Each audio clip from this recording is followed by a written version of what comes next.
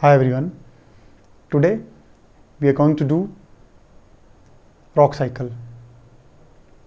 Rock cycle में हम rock की टाइप्स देखेंगे और देखेंगे ये रॉक्स किस तरह से बने हैं और किस तरह से ये रॉक्स आपस में इंटरकनेक्टेड हैं। तो सबसे पहले igneous rocks. Basically 3 type of rocks हैं: igneous rocks, sedimentary rocks and metamorphic rocks.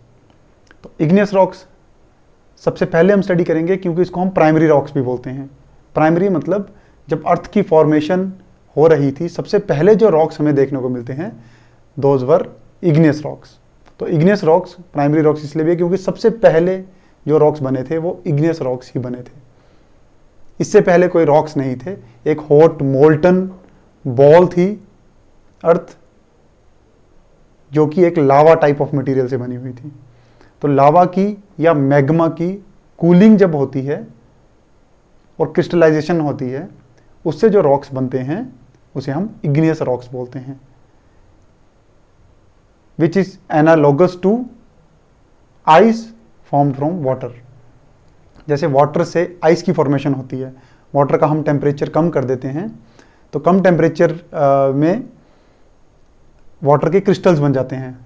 सब 0 डिग्री सेल्सियस से जब कम टेम्परेचर होता है तो वाटर के क्रिस्टल्स बन जाते हैं। हम अपने रेफ्रिजरेटर में देख सकते हैं, आउटसाइड कंडीशंस में देख सकते हैं। जो माउंटेन टॉप्स हैं, माउंटेन पीक्स में आइस क्यों जमती है, वाटर से आइस कैसे बनती है, वो बेसिकली जैसे ही टेम्परेचर उसका चेंज होता है वो आइस की फॉर्मेशन होती है। इसी तरह से जो मैग्मा, जो हॉट मोल्टन मटीरियल होता है, जो यूजुअली लिक्विड या सेमी सॉलिड स्टेट में होता है, उसका एक मेल्टिंग पॉइंट होता है। उसके अंदर जो मटेरियल है उसका एक मेल्टिंग पॉइंट या पॉइंट ऑफ क्रिस्टलाइजेशन होता है।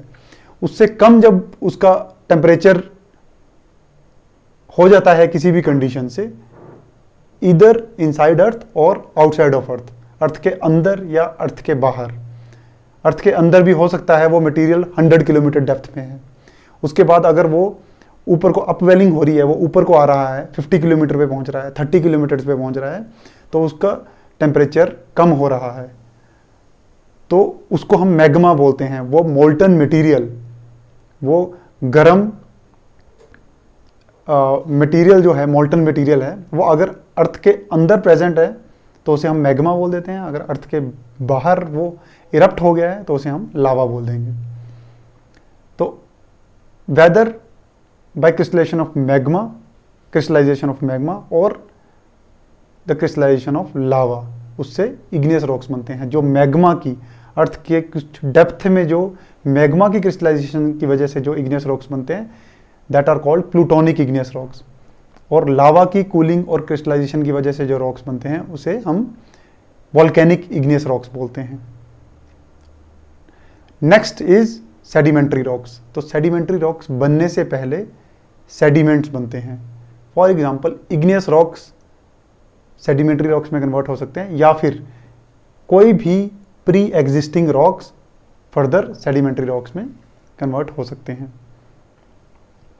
तो अगर इग्नियस रॉक्स सरफेस के ऊपर प्रेजेंट हैं तो अर्थ के सरफेस के ऊपर किसी भी कारण की वजह से, किसी भी कारणवश वेदरिंग हो रही है, इरोजन हो रही है और डेपोजिशन हो रही है। मतलब एक जगह से मटेरियल टूटा फूटा, which is called as weathering. या तो टूट फूट गया या वीक होके वहां से रिमूव होने लग गया। अब रिमूवल को हम इरोजन एंड ट्रांसपोर्टेशन बोल सकते हैं, ठीक है। डेन्यूडेशन भी बोलते हैं इसे हम। और दूसरी जगह पे जाके वो डिपॉजिट हो गया, या तो उसी जगह के आसपास जहां से वो रिमूव हुआ, या फिर दूसरी जगह पे जाके डिपॉजिट हो गया। तो with time, with geological time scale, geological time period में वो सेडिमेंट्री रॉक में कन्वर्ट हो जाएंगे।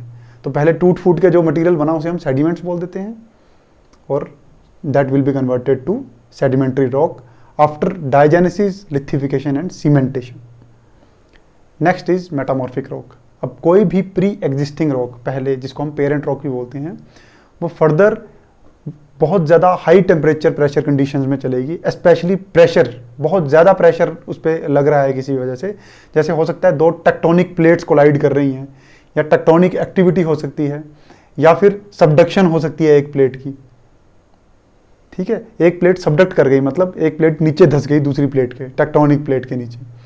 तो या फिर लिथोस्टैटिक प्रेशर, उसके ऊपर वाले रॉक्स हैं वो उस पर प्रेशर लगा रहे हैं बहुत ज़्यादा, किसी भी वजह से रॉक्स पे बहुत ज़्यादा प्रेशर प्लस टेम्परेचर अगर वो रोल प्ले कर रहे हैं, वो जो भी ओरिजिनल रॉक है उसका पूरा का पूरा स्ट्रक्चर चेंज कर देंगे, नए रॉक्स में उसको कन्वर्ट कर देंगे। तो that process is known as metamorphism, और उस मेटामॉर्फिज्म के प्रोसेस की वजह से जो रॉक्स बनते हैं that are called as metamorphic rocks. उसके बाद मेटामॉर्फिक रॉक्स अगर और ज़्यादा टेम्परेचर में जाते हैं, एक्सट्रीमली हाई टेम्परेचर में चले जाते हैं, तो फिर से वो मेटामॉर्फिक रॉक्स मेल्ट हो जाते हैं, और मेल्ट होने के बाद हो सकता है अगर उसकी फिजिकल कंडीशंस चेंज होती हैं, उसका टेम्परेचर प्रेशर चेंज होता है या फिर कम होता है उसका टेम्परेचर और प्रेशर, तो हो सकता है वो फिर से इग्नियस रॉक्स में कन्वर्ट हो जाएं। तो that completes a cycle, a whole cycle which started from volcanic eruption, and then comes igneous rocks, then they are converted to sediments by the process of weathering and erosion, and then through deposition, lithification, that becomes sedimentary rock, and then after metamorphism or metasomatism it converted into metamorphic rock, and then after extremely high temperature conditions they further converted to magma, and then finally to volcanic eruption.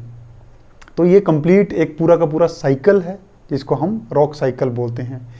इसमें कुछ important चीज़ें और ध्यान में रखनी हैं कि igneous rocks can either be converted to sedimentary rocks और मेटामॉर्फिक रॉक्स।